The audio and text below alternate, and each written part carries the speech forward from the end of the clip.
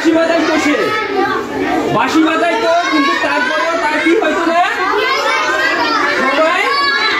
সময় যেত না। যার কারণে সে কি করত, যখন সময় যেত না সে তখন হলো তো মজা করার জন্য গাছে গোড়ায় লুকিয়ে গান করতো যে হলো তো বাঘ এসেছে বলে চিৎকার করতো। তার চিৎকারে কি করছিল এলাকাবাসী, লাঠি নিয়ে তারা দৌড়ে এসেছিল যে বাঘটাকে পিঠে দিয়ে হলো যে ছেলেটাকে রাখালটাকে রক্ষা করবে বাঁচানোর জন্য। কিন্তু গ্রামবাসী এসে কি দেখলো, গ্রামবাসী এসে কি দেখছে, আসলে বাঘ নেই সেখানে।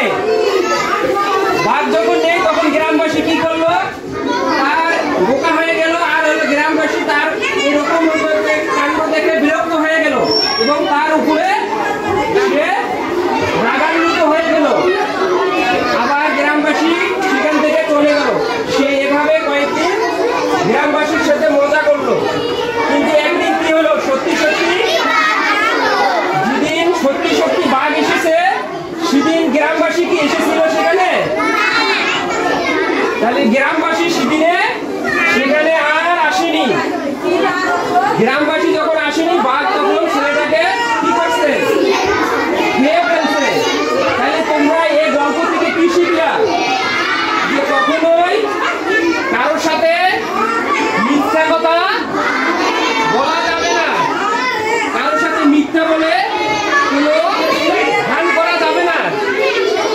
তোমরা কি কারোর সাথে মিথ্যা কথা বলবা? কখনো কোনো গ্রামবাসী কোনো বন্ধু বান্ধবের সাথে মিথ্যা কথা বলে ছলনা করবা কি কোনো? তাহলে তোমরা এই গল্প থেকে যে জিনিসটা শিখলা